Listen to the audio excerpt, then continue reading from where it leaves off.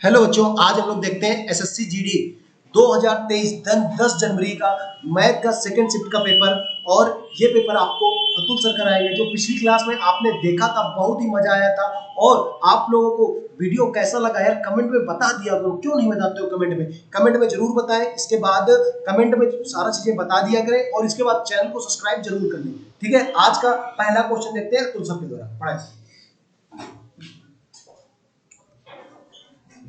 Hello बच्चों, दिया है पहला क्वेश्चन मैथ में। दो शंकुओं के आयतन 3:2 के अनुपात में है और उनकी त्रिज्याएं 3:4 के अनुपात में है।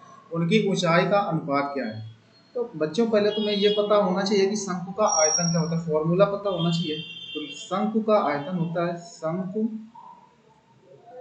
का आयतन equal to 1/3 pi r square h. ये दो शंकु के आयतन दिए हैं, यानी 3:2 के अनुपात। तो आयतन दिया है पहले वाले का 3, दूसरे वाले का 2। जब पहले वाले की मान लो त्रिज्या r1 है और पहले वाले की त्रिज्या क्या है, ऊंचाई क्या है, h1। तो ये हो जाएगा 1/3 पाई r1 स्क्वायर और h1 अपान में 1/3 पाई r2 स्क्वायर। और ये क्या हो जाएगा, h2। ये दूसरे वाले की त्रिज्या और ऊंचाई हो जाएगी। अच्छा, 1/3 पाई दोनों क्या हो जाएंगे यहाँ पे, कैंसिल। इसी तरह आगे देखेंगे कि ये 3/2 इक्वल टू 3/2 इक्वल टू यहाँ पे r1, यानी पहले वाले शंकु की त्रिज्या क्या दिया है, 3, यानी 3 का स्क्वायर हो जाएगा यहाँ पे। और अपान में ये क्या है, दूसरे वाले की त्रिज्या 3 का स्क्वायर h1 अपान में दूसरे वाले की त्रिज्या क्या है, 4 है अनुपात में। ये 4 का स्क्वायर और ये क्या हो जाएगा, h2। अच्छा, इसके बाद में आगे के देखेंगे तो ये 3/2 हो जाएगा इक्वल टू 3 का स्क्वायर ये 9 हो जाएगा अपान में 4 का स्क्वायर ये क्या हो जाएगा, 16। और ऊपर हो जाएगा इनटू में h1 अपान में क्या हो जाएगा, h2। इसी तरह के अब ये 3 से 9 डिवाइड करवाएंगे, 3 टाइम्स जाएगा। और ये 2 से 16 डिवाइड करवाएंगे तो ये कितना टाइम्स जाएगा, 8।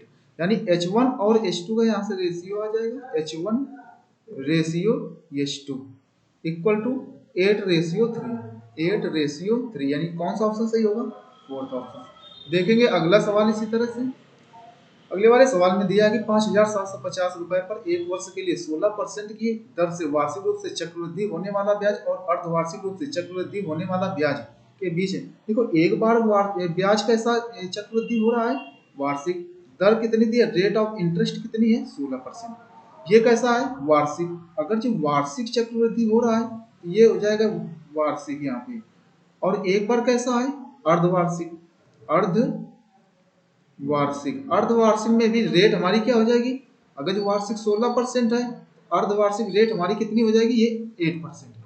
अच्छा, अर्धवार्षिक एक साल का ही हमें ब्याज लेना है, तो एक साल का ब्याज यहाँ पे कितना हो जाएगा, और ये 16% ही रहेगा। कितना रहेगा, 16%। और ये कितना हो जाएगा, 8 एक वर्ष में अर्धवार्षिक, यानी 6 अर्धवार्षिक मतलब 6 महीने, यानी एक वर्ष में कितनी छमाही, 2 छमाही। तो अगर जो हमें सीआई निकालना है, यानी सीआई निकालना, तो इसका सक्सेसिव लगाएंगे कितनी बार, 2 बार, यानी 8%, 8% प्लस 8% प्लस ये हो जाएगा 8 इंटू 8 और बट्टे में कितना हो जाएगा यहाँ पे, 100। सक्सेसिव का फॉर्मूला होता है यक्स प्लस वाई और प्लस का यक्स वाई अपॉन में 100। ये किसका फॉर्मूला है, सक्सेसिव का। अच्छा, यहाँ पर देखें तो ये 8 और 8, यानी 8 और 8 ये हो जाएगा 16%। और प्लस कितना हो जाएगा, 8 8 जा 64, यानी नीचे 100 है तो यहाँ से आएगा 0.64%।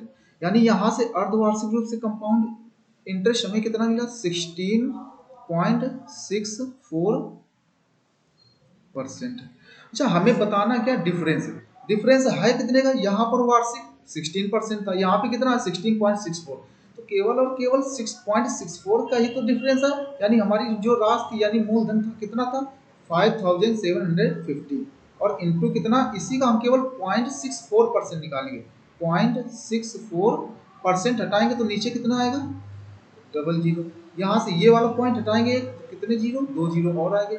और एक बार ये जीरो से जीरो कैंसिल हो जाएगा, 25 से काटेंगे एक बार तो कितनी बार जाएगा, ये 25 से 40 बार में 25 चौके 100 जीरो, 25 से इससे काटेंगे तो ये 23 बार में, और इसी तरह से 4 से इसे काटेंगे तो ये 10 बार जाएगा, और 4 से ये ऊपर वाली वैल्यू जाएगी 16 बार, यानी 16 का मल्टीप्लाई किसमें करवाएंगे 23 में, तो ये हो जाएगा 16 3 जा 40 या 16 3 48 में 8 लिखेंगे, 4 यहाँ से 16 दूनी 32, 32 और 4 कितना हो जाएगा 36, यानी 36 पॉइंट, नीचे 10 था तो एक अंक बाद दशमलव, यानी कितना ब्याज हमें मिलेगा 36.80 का। देखेंगे बच्चों अगला सवाल इसी तरह से हम, अगला सवाल दिया है सिंप्लीफिकेशन का। अच्छा, इस तरह के सवालों में अगर जो हमें पता होना चाहिए पहले कि ब्रैकेट है तो सबसे पहले ब्रैकेट सॉल्व करते हैं, इसके बाद हम बोडा मास रूल, बोड मास, बी का मतलब होता है यहाँ पे ब्रैकेट, ओ का मतलब होता है ऑफ यानी का, डी का मतलब होता है डिवाइड, हम केवल साइन बनाएंगे डिवाइड, एम का मतलब होता है मल्टीप्लाई, ए का मतलब एडिशन यानी प्लस, और एस का मतलब है सब्सट्रैक्शन यानी माइनस। ब्रैकेट में सबसे पहले छोटा ब्रैकेट सॉल्व करते हैं, इसके बाद में हम मझला ब्रैकेट यानी कर्ली ब्रैकेट, और सबसे बाद में कौन सा सॉल्व करते हैं बड़ा ब्रैकेट। तो इसी तरह इसमें सॉल्व करेंगे, पहले ये व्यंजक सॉल्व करेंगे तो ये कितना था, यहाँ पे ब्रैकेट बनाएंगे, ब्रैकेट माइनस का 4 बटे में कितना है 7। अच्छा, यहाँ पर साइन किसका है भाग का, भाग को अगर जो गुणा यहाँ पे बनाना है तो ये बाद वाली संख्या जस्ट अपोजिट हो जाती है यानी बदल जाती है, तो इंटू यहाँ पे लगाएंगे और ये कितना हो जाएगा 1/12, तो ये 12/1 हो जाएगा, और यहाँ पे गुणा ब्रैकेट बंद करेंगे, और इसके बाद में फिर क्या है भाग, इसी तरह से हम भाग लगाएंगे, और इसमें ये वाला ब्रैकेट लगाएंगे, और ये कितना है माइनस का 4 बटे में कितना है 5, और इंटू लगा है, इसके बाद में करली ब्रैकेट, करली ब्रैकेट के बाद में क्या है छोटा ब्रैकेट है, इसको हम खोल ले रहे हैं, यानी ये कितना हो जाएगा माइनस का 2, और इसको भी खोले तो ये छोटा ब्रैकेट खुलेगा तो ये माइनस और ये माइनस मिलके कितना हो जाएगा माइनस और माइनस, ये वाला माइनस और ये वाला माइनस, माइनस माइनस प्लस है, यानी प्लस का कितना हो जाएगा 2/7, यानी ये ब्रैकेट बंद हो जाएंगे इस तरह से। अब इस तरह से आगे देखें तो ये 12 चौके 48, यानी माइनस का ये 48 हो जाएगा, और बटे में कितना हो जाएगा 7, ब्रैकेट बंद करेंगे, और किसका साइन है आगे भाग का, तो भाग लगाएंगे, और आगे देखेंगे अब इसको सॉल्व करेंगे, यहाँ पे नीचे 1 मानेंगे, 7 दूनी ये 14 हो जाएगा, यानी माइनस का 14 और यहाँ पे एलसीएम लेंगे कितना 7, और ये माइनस का 14 हो जाएगा और प्लस का 2 होगा यहाँ पे, और ये ब्रैकेट अब बंद कर देंगे, इंटू ये माइनस का कितना था 4/5, ब्रैकेट बंद करेंगे इसको, ये था माइनस का 48 और बटे में कितना था 7, इस वाली संख्या भाग लगा है घोड़ा बनाने के लिए जस्ट अपोजिट करवाएंगे, यानी ये 5 और 7 कहाँ जाएंगे ऊपर, तो ये 5 इंटू 7 और अपान में कितना हो जाएगा माइनस का 14 प्लस का 2 है, कितना है 2, तो ये माइनस का 12 इंटू 4 माइनस माइनस प्लस, यानी नीचे भी कितना हो जाएगा 48 से 48 कैंसिल हो जाएगा, 7 से 7 कैंसिल, 5 बचा और ये माइनस, यानी ऑप्शन कौन सा सही होगा दूसरा माइनस का 5 ऑप्शन सही है। देखेंगे अगला सवाल कौन सा है, अगला सवाल कह रहा है 28 के वर्ग को उस बड़ी से संख्या से सबसे बड़ी संख्या से विभाजित किया जाता है जो 42 और 56 दोनों को पूर्णतया विभाजित करते हैं।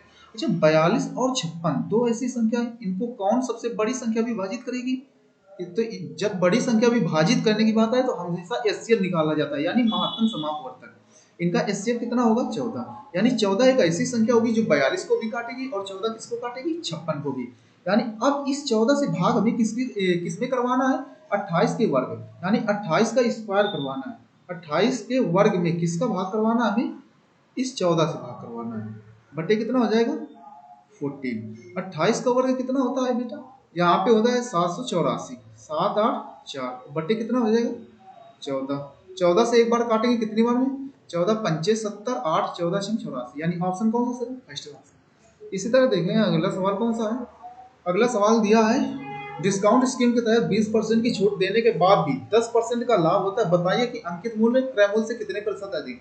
छूट हमेशा अंकित मूल्य पर दी जाती है, छूट हमेशा एमपी कहेंगे, अंकित मूल्य यानी मार्क प्राइस।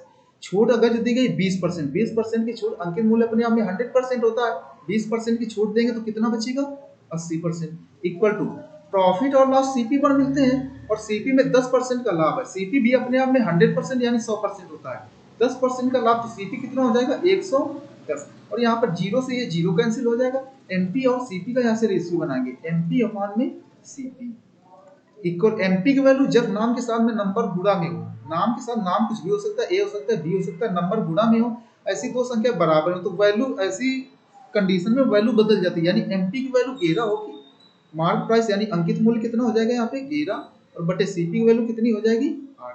तो बस सवाल में यही बताना है कि अंकित मूल्य को क्रय मूल्य से कितने प्रतिशत अधिक अंकित किया। अंकित मूल्य यहाँ पे 11, क्रय मूल्य 8, कितना अधिक अंकित 3, कितना अधिक है 3, कितने में से अधिक है, अरे 3 अधिक है कितने में से 8 में से।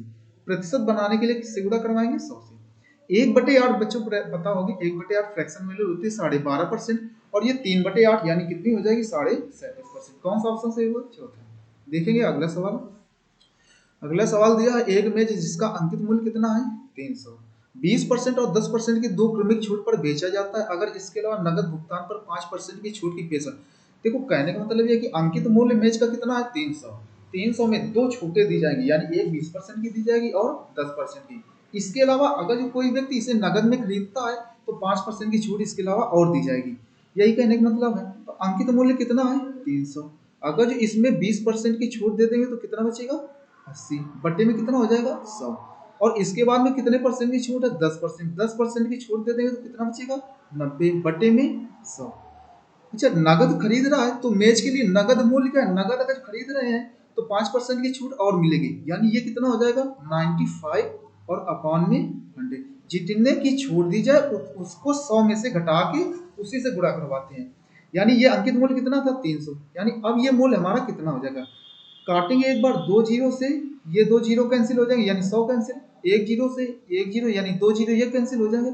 और बच्चों इसका हम मल्टीप्लाई जब करवाएंगे तो कितना आएगा आंसर 205.20 यानी कौन सा ऑप्शन सही होगा दूसरा। अच्छा मल्टीप्लाई एक बार आप करवा के देखना और कमेंट में जरूर बताना क्या इसका आंसर सही था या गलत था। देखेंगे अगला सवाल कौन सा है।